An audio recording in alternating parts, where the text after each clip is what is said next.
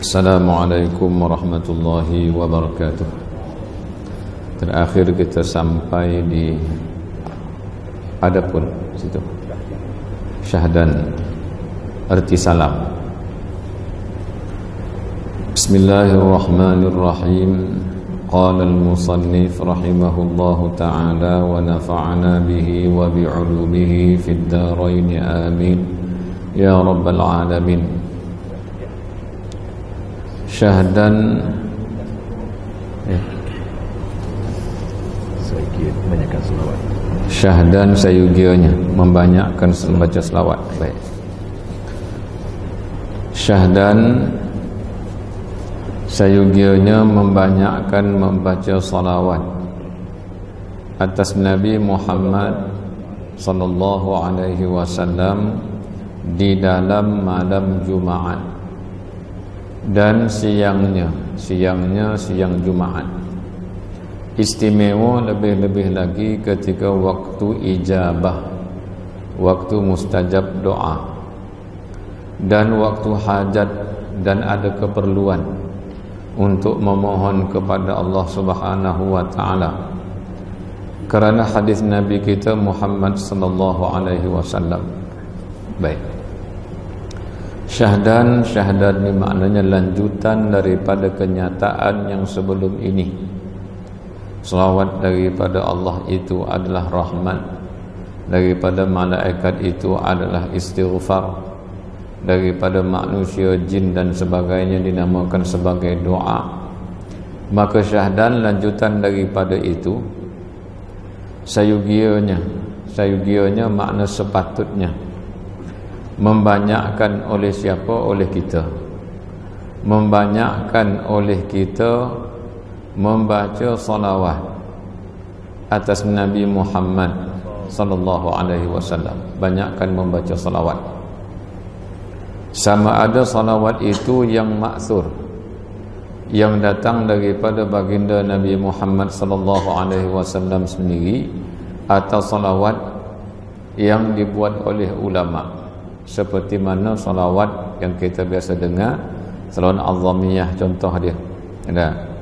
Ada juga salawat daripada Imam Al-Qushani, daripada Imam Jazuli, iaitu Dalailul Khairat,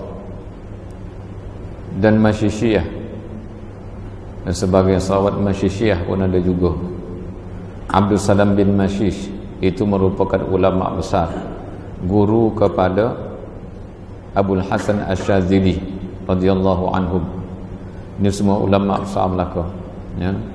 Jadi sama ada salawat itu salawat yang memang maksur daripada Nabi, atau salawat yang dibuat oleh para alim ulama kita. Tak jadi masalah. Banyakkan salawat dengan makna banyak kita mengingat Nabi sallallahu alaihi wasallam di dalam malam Jumaat, iaitu pada malam Jumaat kita banyak berselawat.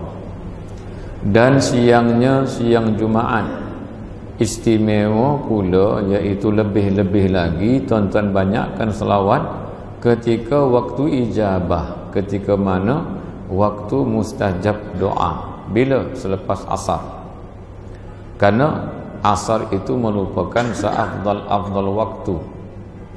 Sebab itu ada ulama menyebutkan paling afdal itu adalah waktu asar, kedua subuh, ketiga isyak, keempat zuhur, kelima baru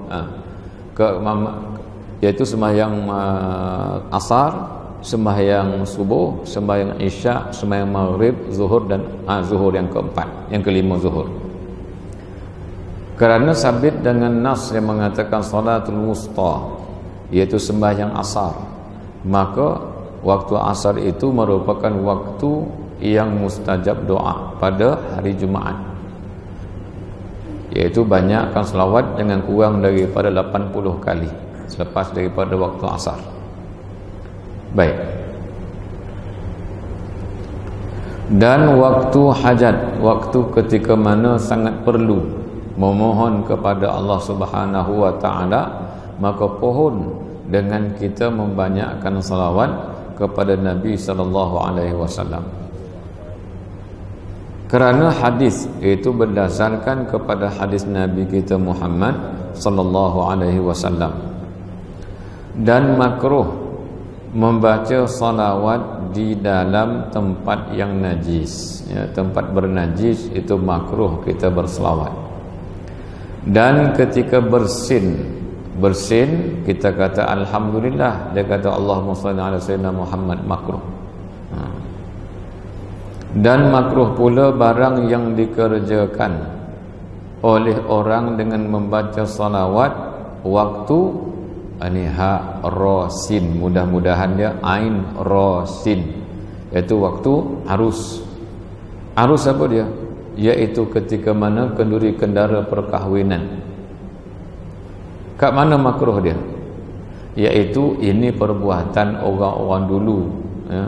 Dia sambil berjoget-joget kegembiraan, dia pukul-pukul kompang baca selawat. Sebahagian ulama menyebutkan hukumnya adalah makruh. Bukan makruh dengan makna kita buat kenduri kahwin, pukul rebana dan kita selawat, bukan itu. Itu perbuatan bercampur laki perempuan sambil berjoget-joget kegembiraan menyambut pengantin sambil berselawat, tak kena tempat. Dan cara itu tidak beradab. Sebab itu dia kata, iaitu yang dilakukan oleh orang di zaman dia, bukan zaman sekarang. Dan iaitu sangat bid'ah dan sesat jikalau berubah makhraj hurufnya. Dah ketika mana kita berselawat dalam keadaan keriangan tadi, ya, terlompat-lompat berjoget-joget, jadi dikhawatiri kerana menjaga kita punya lagu tadi, maka makhraj dan panjang pendeknya tidak dihiraukan lagi. Istimewa dengan la'ab, maknanya dengan bermain-main saja-saja, nak suka-suka dan tertawa-tertawa. Inilah ketika keramaian. Dan ada kalanya menjadi kufur atas yang demikian itu jikalau berubah maknanya serta makna dah berubah serta pula lagi dikasadkannya. Itu memang tujuan dia nak mempermain-mainkan selawat. Kerana hormat ta'zim, kerana hormat dan ta'zim membesarkan Nabi kita sallallahu alaihi wasallam. Kalau tertawa-tertawa, kita ubah pula makna selawat. Selawat tadi tu kita ubah bentuk dia dengan tujuan nak menghina Nabi sallallahu alaihi wasallam tadi, sedangkan kita tahu yang kita sebutkan tadi bukan selawat yang betul, tetapi kerana nak bermain-main sahaja, maka hukumnya boleh jatuh kufur kerana kita merendah-rendahkan Nabi sallallahu alaihi wasallam. Baik. Dan makruh pula yang ifradkan salawat daripada salam. Makruh hukumnya mengifradkan, iaitu menunggalkan salawat daripada salam tanpa salam. Ini yang mana ni? Ini salawat yang kalau kita buat sendiri, dia mesti salawat dan salam. Allahumma salli wa sallim atau sallallahu wasallam, bukan salawat yang maksur. Kalau memang maksur daripada Nabi, Nabi kata Allahumma salli ala Muhammad, maka itu je lafaz dia. Atau sallallahu ala Muhammad, contoh dia, itu saja lafaz dia tanpa wasallam. Adakah makruh? Tak makruh, kerana itu selawat yang datang daripada Nabi sendiri.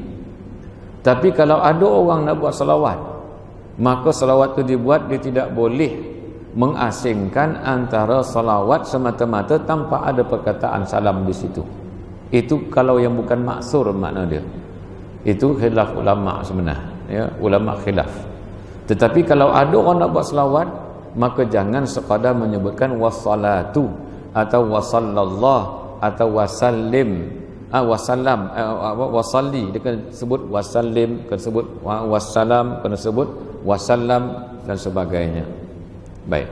Jadi mengifradkan tadi maknanya mengifradkan salawat daripada salam, mengifradkan, mencumakan, menunggalkan salawat tanpa lafaz salam. Itu maksud dia, ya. Tapi kita tak payah buat salawat sendiri. Cukup dengan salawat yang ada pada hari ini dah. Macam-macam salawat ada, cukup beramal je, ya. Salawat syifa dan sebagainya, iaitu semua ada daripada alim ulama kita. Tak jadi masalah. Kita amalkan sahaja, ya. Baik. Dan sunat membaca salawat atas sekalian Nabi yang tiada khilaf ulama dalam nabinya. Maknanya dalam nabinya artinya tentang kenabiannya. Ada Rasul, ada Nabi. Maka kita berselawat kepada Nabi SAW. Dia Rasul. Dan ada di kalangan para Nabi yang mana dia bukannya Rasul tapi dia sekadar Nabi. Dia cuma menerima wahyu daripada Allah tetapi tidak diperintahkan untuk menyampaikan wahyu itu kepada orang lain. Maka dia Nabi. Maka bolehkah kita berselawat kepada dia? Maka ulama mengatakan boleh daripada mana-mana Nabi, asalkan Nabi itu yang kita selawatkan itu tidak ada khilaf ulama tentang kenabiannya. Ya, baik. Dan sunat pula membaca salawat atas segala Rasul, ya. Dan makruh membaca salawat dan salam lain daripada Nabi, ya. Nak salawat semata-mata kepada keluarga Nabi makruh. Dan Rasul, keluarga Rasul, contoh dia, ataupun kawan sahabat Rasul, sahabat Nabi, nak kita selawat kepada dia, itu dia kata makruh sekadar selawat kepada dia. Allahumma salli wa sallim ala Sayyidina Ali, contoh dia. Allahumma salli wa sallim ala Sayyidina Umar. Boleh atau tidak? Makruh, ya. Itu bukannya Nabi, itu bukannya Rasul. Melainkan, maknanya boleh juga. Boleh, tetapi ada cara. Bagaimana? Jikalau tabi', jikalau dia mengikut, maknanya kalau dia tabi', yang mengikut, mana yang diikut? Yang diikut itu matbu' nama dia. Siapa? Nabi SAW. Bagaimana? Allahumma salli ala Sayyidina Muhammad wa ala alihi wa sahbihi, contoh. Baru boleh alihi wa sahbihi.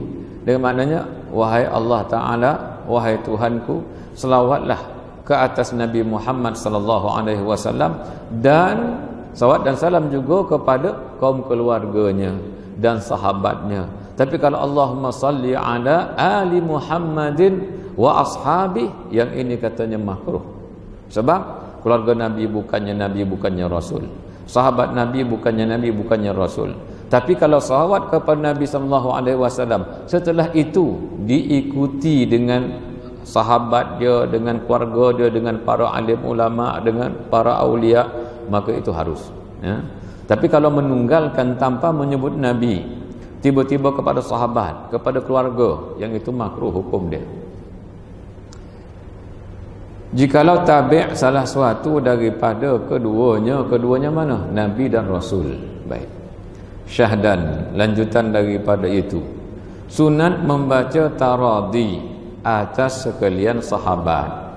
Kalau kita kata nama sahabat, contoh Sayyidina Umar, Sayyidina Umar radhiyallahu anhu, itu sunat. Dah. Lagi katakan sahabat Nabi Sayyidina Uthman radhiyallahu anhu, Abdullah bin Abbas, contoh dia sama juga, radhiyallahu anhuma. Siapa lagi pula? Maknanya sahabat-sahabat Nabi kita baca sebut sahaja nama dia radhiyallahu anhu, maka sunat. Apa makna radhiyallahu anhu? Telah ridha Allah Ta'ala daripadanya. Maksudnya apa? Wahai Allah, ridhalah kepada beliau ini. Dalam bahasa Arab dipanggil apa dia? Iaitu khabariyah lafzan, insya'iyah maknan. Lafaznya berupa satu kenyataan, maksudnya minta supaya diridhakan. Walaupun memang Allah Ta'ala ridha, tapi kita dengan doa, kita berdoa kepada Allah, iaitu ridhakanlah kepada sahabat Nabi ini. Itu doa daripada kita. Maka lafaznya lafaz yang paling beradabnya adalah radhiyallahu anhu. Bukan kita minta Allah ridhakanlah kepada dia, tak. Telah ridha Allah kepada beliau. Walhal maksudnya, ya Allah ridhalah kepada beliau ini. Seperti mana juga kita mengatakan Allah yarham. Allah yarham artinya Allah merahmatinya. Maksudnya, wahai Allah, rahmatilah si fulan ini. Itu dikatakan khabariyah lafzan, insya'iyah ma'nan. Zahirnya menunjukkan satu kenyataan, tetapi hakikatnya adalah permintaan kepada Allah. Baik. Demikian dia kata sunat membaca taradhi radhiyallahu anhu atas sekalian sahabat dan ulama. Maknanya ulama seperti guru-guru kita yang memang dia ulama yang kita kenal, seperti Syekh Ahmad bin Syekh Muhammad Sa'id, kita katakan radhiyallahu anhu, maka sunat hukum dia. Imam Nawawi radhiyallahu anhu, Imam Ghazali radhiyallahu anhu. Mana-mana ulama yang kita muktabarkan dia ulama yang muktabar, maka sunat kita baca radhiyallahu anhu. Baik. Radhiyallahu anhum, telah ridha Allah Ta'ala daripada mereka itu. Halnya keadaan membaca radhiyallahu anhu kepada para ulama ini khilaf, jadi perselisihan pendapat atas, iaitu menurut setengah ulama. Sebagian ulama tidak membenarkan, sebagian ulama mengatakan sunat. Siapa antara ulama yang mengatakan sunat membaca radhiyallahu anhu? Yaitu Al-Imamun Nawawi. Al-Imamun Nawawi ni siapa dia? Al-Imamun Nawawi satu ulama besar di dalam mazhab Syafi'i. Beliau merupakan mujtahid tarjih, mujtahid yang menentukan kekuatan satu-satu hujjah di dalam mazhab Imam Syafi'i. Beliau ini mujtahid tarjih tadi, beliau merupakan orang yang sangat hebat di dalam mazhab Imam Syafi'i, sehingga beliau mengatakan yustahabbu taraddi wat tarahum ala sahabah wat tabi'in faman ba'dahum minal ulama wal ubbad wa sairil akhyar. Mana kata disunatkan membaca taraddi, yaitu radhiyallahu anhu, wa tarahum rahmatullahi alaih. Sama ada dua kata-kata ulama sebut nama dia, katakan Syekh Salih Al-Ja'fari radhiyallahu anhu atau Syekh Salih Al-Ja'fari rahmatullahi alaih, ya, dia wali besar di Mesir. Maka boleh kita kata radhiyallahu anhu, boleh rahmatullahi alaihi pun boleh. Ya. Baik. Kenapa tak baca rahimahullahu taala? Kenapa rahmatullahi alaihi? Di sudut ilmu balaghah bahasa Arab, rahmatullahi alaihi itu lebih kuat lagi. Kenapa pula? Kerana bila rahimahullah itu dikatakan fi'il madhi, membawa makna past tense, dah berlaku. Artinya Allah dah ridha kepada dia, berkait dengan masa. Tapi rahmatullahi alaih, rahmatun itu masdar. Masdar tidak berkait dengan masa. Maknanya di mana-mana masa sahaja Allah Ta'ala itu merahmati si fulan tersebut. Itu katakan rahmatullahi alaih. Maka kata Imam Nawawi, sunat menyebut radhiyallahu anhu atau rahmatullahi alaihi kepada siapa? Anas sahabah, kepada para sahabat, wa tabi'in, dan juga tabi'in, orang yang selepas daripada sahabat. Faman ba'dahum, dan orang-orang yang selepas daripada mereka. Siapa? Daripada sahabat, daripada tabi'in, maknanya tabi'ut tabi'in. Siapa? Minal ulama, yaitu daripada kalangan ulama. Boleh kita kata radhiyallahu anhu, boleh kita kata rahmatullahi alaih, bahkan sunat kata Imam Nawawi. Wal ubbad, yaitu para abid yang kita kenal dia merupakan ahli zikir, kita kenal dia merupakan ahli ibadah, maka dia kata sunat kita kata radhiyallahu anhu. Wasailul akhyar, dan segala orang-orang yang baik-baik yang terpilih belaka. Fayuqal radhiyallahu anhu, dan dikatakan radhiyallahu anhu kepada mereka, au rahmatullahi alaihi atau rahmatullahi alaihi wa nahwu dzalika, dan juga lafaz-lafaz yang lain. Sunat hukum dia. Baik. Itu kata Imam Nawawi. Ada orang kata tak boleh. Nah, itu juga sebahagian daripada pandangan ulama. Tetapi tidak boleh kalau seandainya dia mengatakan cuma satu pandangan sahaja. Radhiyallahu anhu itu tidak boleh kita katakan kepada para ulama, saya berpegang kepada pendapat yang ini dan mengenepikan pendapat Imam Nawawi, maka orang ini jangan kita pegang. Daripada kita berpegang dengan dia, lebih baik berpegang dengan Imam Nawawi. Imam Nawawi dah tentu dah ulama besar dalam mazhab kita. Dia siapa? Dia nak melarang kita. Maka dengan sebab itu, antara katakan dua pandangan, seandainya dia mengatakan saya mengambil pandangan yang mengatakan tidak boleh, silakan, tanpa menidakkan pandangan yang mengatakan boleh.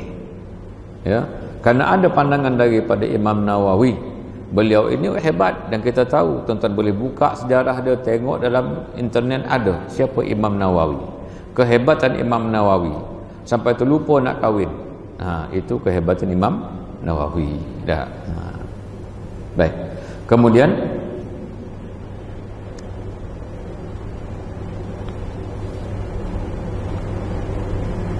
Syahdan, lanjutan daripada itu lagi. Arti Nabi itu manusia. Arti Nabi itu ialah manusia. Makna selain daripada manusia bukan Nabi. Nabi itu daripada sirah fa'ilun. Asalnya Nabiun, asal dia. Nun, ba, ya dan juga hamzah. Nabiun fa'ilun. Dua makna. Nabi daripada nabaun. Nabaun maknanya berita. Nabi yang membawa berita. Nabi satu lagi makna yang diberikan berita. Dua-dua boleh pakai belaka. Sama ada dengan membawa makna pembawa berita boleh pakai, atau yang diberikan berita juga boleh dikatakan Nabi. Baik. Jadi dengan kaedah-kaedah yang tertentu, akhirnya hamzahnya dihazafkan, maka tinggallah dia Nabi. Maka Nabi itu ialah manusia. Dia mesti manusia. Lain daripada manusia tidak boleh menjadi Nabi. Yang laki-laki, yang perempuan tidak boleh dia jadi Nabi. Wali boleh, Nabi tak boleh. Baik. Kalau ada mendakwa saya Nabi, dia kata dia perempuan, tertolak. Dan pada zaman sekarang dia mendakwa Nabi pun penipu juga, kerana Nabi Muhammad sallallahu alaihi wasallam merupakan penyudah bagi segala nabi. Baik. Kemudian lagi merdeka. Dia mesti seorang yang merdeka, dia bukan hamba, itu nabi. Yang diberi wahyu, ya, yang diberikan firman oleh Allah Subhanahu wa taala. Hal manusia lelaki tadi, nabi tadi, disuruh menyampaikan yakni wahyu itu kepada makhluk atau tiada. Makna tiada, disuruh menyampaikan kepada makhluk, itu nabi. Kerana nabi ini sebahagiannya rasul, dan nabi ini sebahagiannya bukan rasul. Dengan sebab itu dikatakan nabi itu adalah mesti seorang manusia yang laki-laki, merdeka, mendapat wahyu, kemudian disuruh menyampaikan wahyu itu kepada orang, itu nabi lagi rasul. Atau tiada, maknanya dia manusia yang laki-laki, merdeka, diberikan wahyu kepada dia, tetapi tidak diperintahkan menyampaikan wahyu itu sekadar nabi, bukannya rasul. Baik. Dan kata Syekh rahmatullahi alaihi, adapun menyuruh Allah Subhanahu wa taala akan nabi kita Muhammad sallallahu alaihi wasallam itu ketika sampai umur nabi 40 tahun sallallahu alaihi wasallam, serta membawa ilmu tauhid. Ketika balik, yakni kembali sesat manusia dalam menyekutukan sifat uluhiyah. Uluhiyah makna ketuhanan kepada lain daripada Allah Subhanahu wa taala. Baik. Kata Syekh rahmatullahi alaihi, adapun menyuruh Allah Subhanahu wa taala akan nabi kita Muhammad sallallahu alaihi wasallam, maknanya nabi kita diutuskan. Menyuruh maknanya nabi itu diutuskan oleh Allah ketika sampai umurnya 40 tahun sallallahu alaihi wasallam. Ya, umur dia 40 tahun. Itu apa dia? Ini maknanya kemuncak kematangan seorang laki-laki, kan? 40 tahun. Ketika itu Khadijah sudah 55 tahun. Sebahagian riwayat kata dah sebaya. Ada mengatakan tua Nabi pada Khadijah ketika dia berkahwin dulu. Ada mengatakan tidak, dia lebih 16 tahun tua daripada Nabi, tetapi dia merupakan seorang wanita yang paling cantik di zaman dia. Itu Khadijah. Baik. Jadi dalam cerita disebutkan dalam kitab apa dia? Dalam kitab Zadul Ma'ad, disebutkan bagaimana Khadijah ketika zaman kanak-kanak dia bawa bertemu dengan kahanah, iaitu tukang tilik perempuan. Setiap kali anak-anak orang lahir, dia bawa berjumpa dengan tukang tilik supaya tengokkan siapakah suami dia, nanti bagaimana kehidupan dia, adakah dia menjadi seorang yang dermawan, seorang yang hartawan, seorang yang bernasib malang, seorang yang hidup dia miskin. Maka dilihat setiap orang dipegang oleh kahanah, iaitu tukang tilik perempuan ni tadi. Pegang tangan, dia kata, suami dia ni besok bagian, hidup dia besok susah ni. Saya pegang tangan orang ni gitu juga. Sampai Khadijah dia pegang, tak boleh nak tafsir. Dia pegang tangan Khadijah, dia kata luar biasa ni, tak boleh ditafsirkan. Akhirnya dia kata, jauhkan perempuan ni daripada aku. Dia ni besok suami dia seorang yang akan menghapuskan agama kita. Khadijah memang tertunggu-tunggulah siapa suami dia. Dia kata orang yang hebat macam itu. Dan berlaku perkahwinan Khadijah kali yang pertama. Dan panjanglah cerita dia. Ketika itu Nabi belum lahir lagi. Khadijah sudah usianya 15 tahun baru Nabi kita sallallahu alaihi wasallam lahirkan, sebagian riwayat. Ada mengatakan dah mereka sebaya. Baik. Ala kulli hal, dia merupakan isteri kesayangan Nabi sallallahu alaihi wasallam dan banyak berkorban untuk Nabi. Dan Nabi dilantik menjadi rasul ketika usianya 40 tahun. Membawa ilmu tauhid, iaitu membawa ilmu mengesakan Allah Subhanahu wa taala, ya. Karena pada ketika itu, ketika balik sesat manusia, balik makna kembali sesat manusia pada zaman Nabi sallallahu alaihi wasallam, ya. Manusia menyembah berhala, ya, menyembah patung Nailah, menyembah patung yang pelbagai, ya, Lata, Uzza, Manat dan sebagainya disembah. Kemudian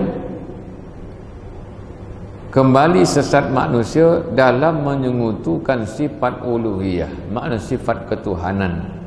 Maknanya diberikan, diiktiraf sifat ketuhanan itu kepada yang lain daripada Allah. Ketika Nabi kita dibangkitkan, satu makna, satu cobaan, satu cabaran yang besar, tanggungjawab yang sangat berat kepada Nabi sallallahu alaihi wasallam, yang mana telah berakar umbi dalam pegangan umat pada ketika itu adalah Tuhan itu adalah bukannya Allah Ta'ala, lain daripada Allah. Ada juga di kalangan orang-orang Nasrani, orang Yahudi, yang mereka beriman kepada Allah, beriman kepada Nabi Musa, beriman kepada Nabi Isa. Ketika dibangkitkan Nabi SAW, mereka tetap beriman. Tetapi setelah Nabi Muhammad dibangkitkan, Nabi kita mengkhabarkan kepada mereka, akulah Nabi akhir zaman, maka kufur orang Yahudi pada ketika itu. Bukan sebab dia menyembah lain daripada Allah, disebabkan tidak beriman kepada Nabi kita Muhammad SAW. Ada yang terus kufur daripada awal lagi, yang kita ceritakan dulu, iblis punya jahat, ya. Memang janji daripada dulu lagi nak menyesatkan anak Adam, ya. Akhirnya ramai orang yang sesat. Di zaman Nabi SAW inilah, ya, kemuncak daripada kesesatan itu. Mereka mengambil yang lain daripada Allah sebagai Tuhan dan memberikan, mengiktiraf sifat uluhiyah, ketuhanan yang tidak ada pada benda tersebut. Cabaran yang berat pada Nabi. Maka Nabi datang untuk kembali mentauhidkan Allah, ajak segala manusia supaya cuma menyembah Allah Subhanahu wa taala, tinggalkan patung berhala. Baik.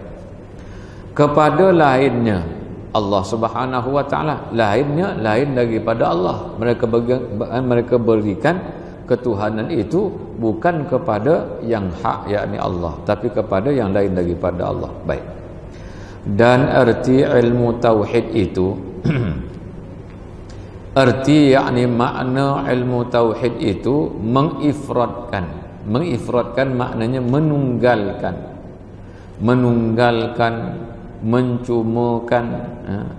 mencumakan yang disembah sebenarnya. Itu makna tauhid. Atau mengifrad dengan makna menunggalkan yang disembah dengan sebenarnya. Siapa? Allah. Baik, itulah dikatakan sebagai tauhid. Daripada perkataannya fi'il madinya wahhada yuwahhidu tauhidun. Baik. Dengan ibadatnya serta i'tiqadkan, maknanya menunggalkan Allah Subhanahu wa taala, mencumakan Allah Subhanahu wa taala. Bagaimana cara mencumakan dia, cara menunggalkan dia, mengesakan dia semata-mata dengan ibadat kepadanya semata-mata. Kalau tuan-tuan tengok orang-orang tasawuf, orang ahli sufi, dia bahas dalam masalah ibadat ini. Karena manusia bila beribadat, mereka beribadat dengan pelbagai niat. Niatnya pelbagai. Antara lain, kalau seandainya dirundung malang, maka niatnya supaya malangnya itu terangkat. Kalau dia kata kurang berhasil, supaya berhasil ya segala yang dikehendaknya. Niat dia. Apa lagi? Macam-macam. Kadang-kadang beribadat kerana fadilat ibadat itu sangat besar.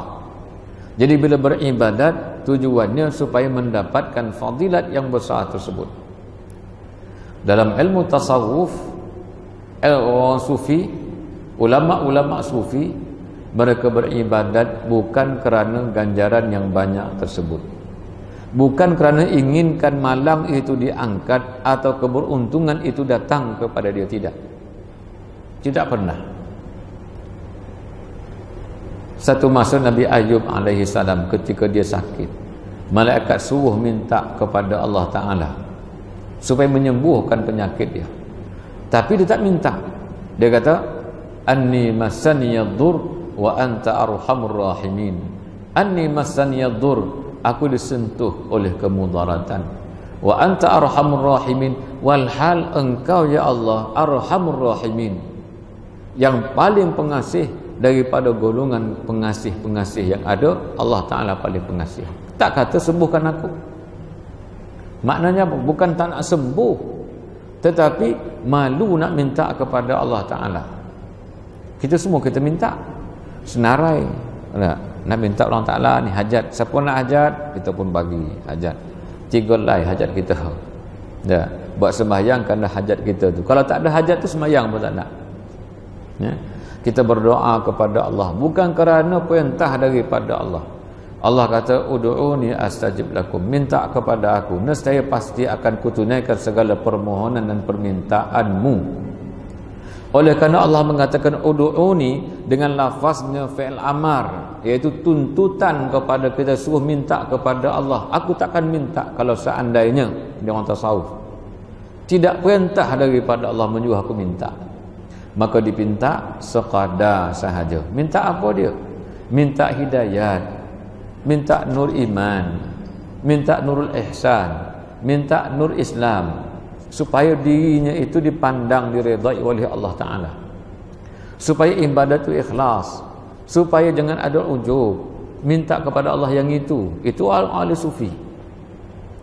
Dan ibadatnya tadi minta lagi ikhlas kepada Allah Subhanahu wa Ta'ala.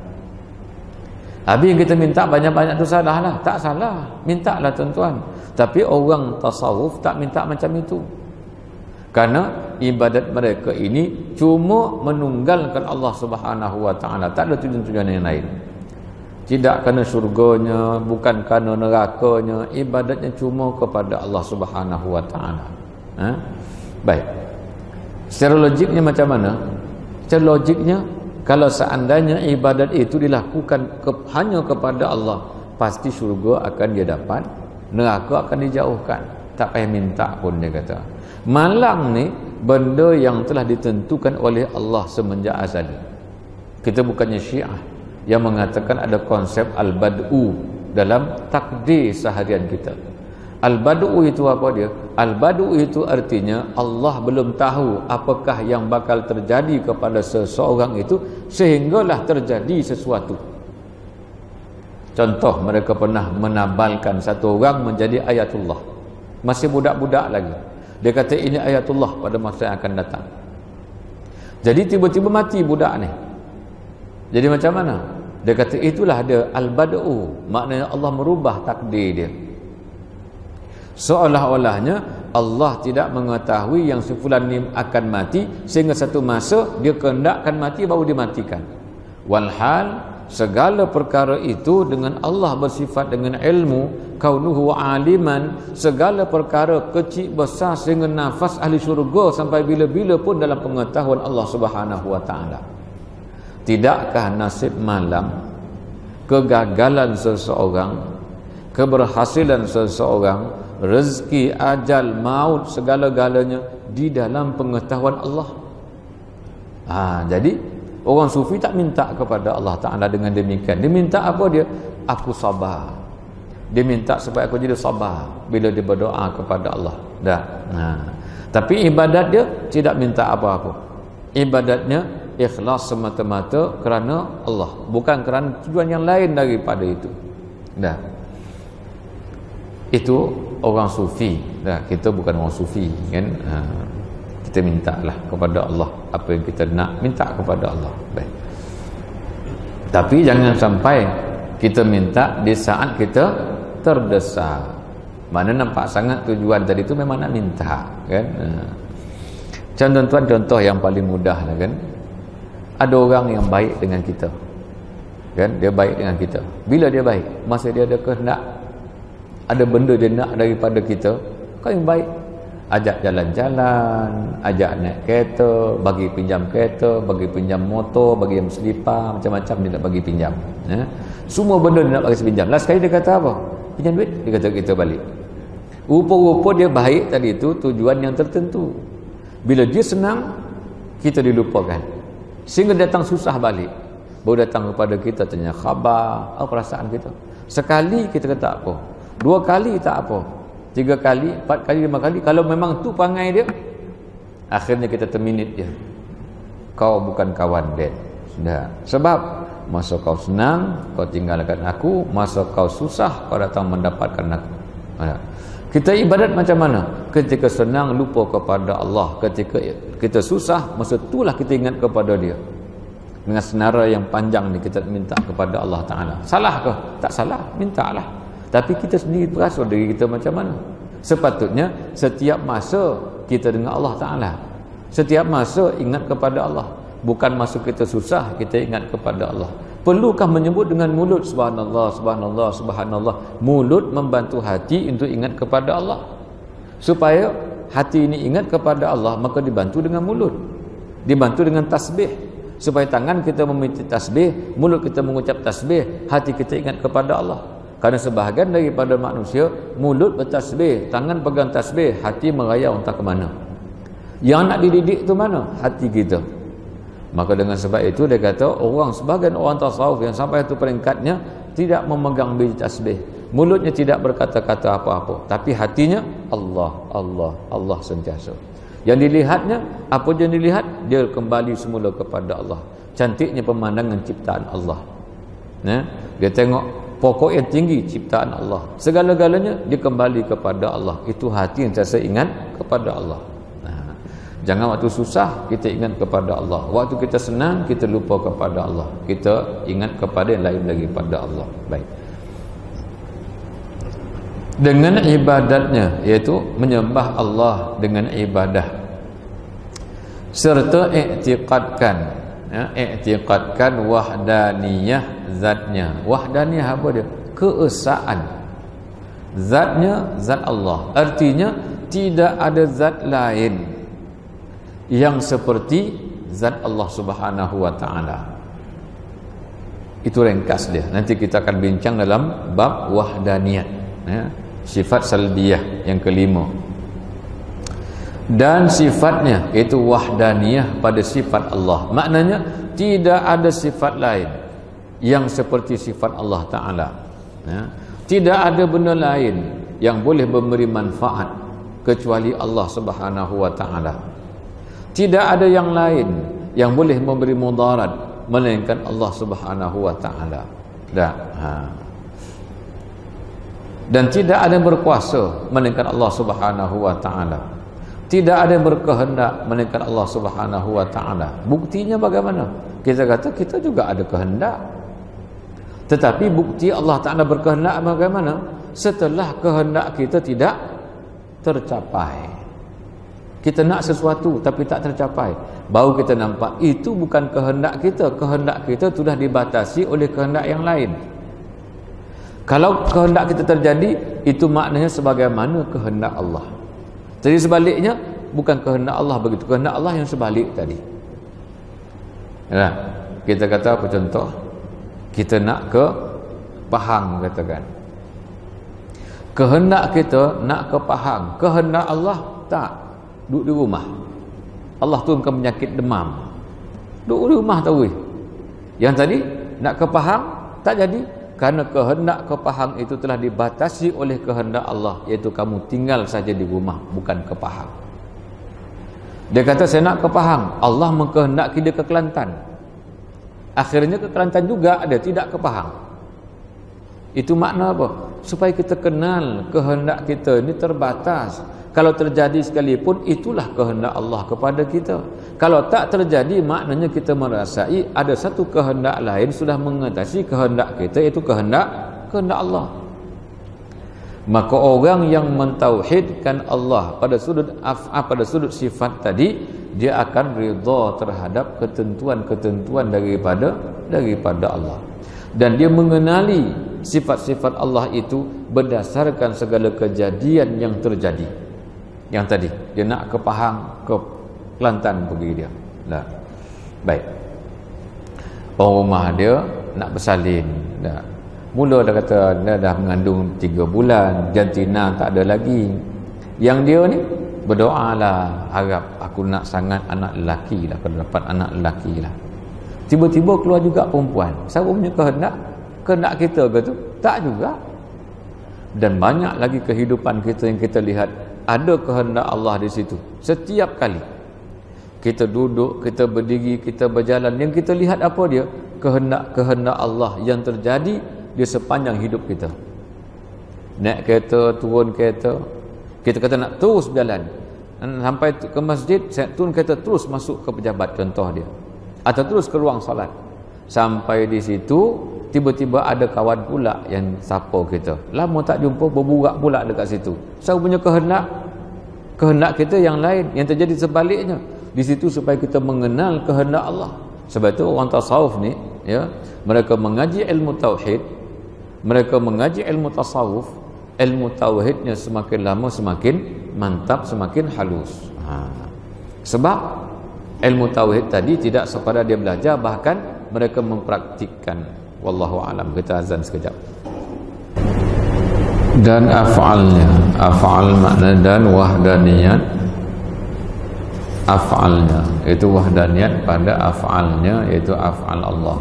Makna af'al Allah, perbuatan-perbuatan Allah, dengan makna tidak ada perbuatan yang menyamai perbuatan Allah. Itu dikatakan wahdaniyat pada af'al. Wallahu subhanahu wa ta'ala a'la wa a'lam. Nanti kita ambil balik. Dan kata setengah ulama, dan iaitu ibarat daripada mengiktikadkan keesaan zat Allah dan sifatnya Allah dan af'alnya Allah. Wallahu subhanahu wa ta'ala a'la wa a'lam. Al-Fatihah.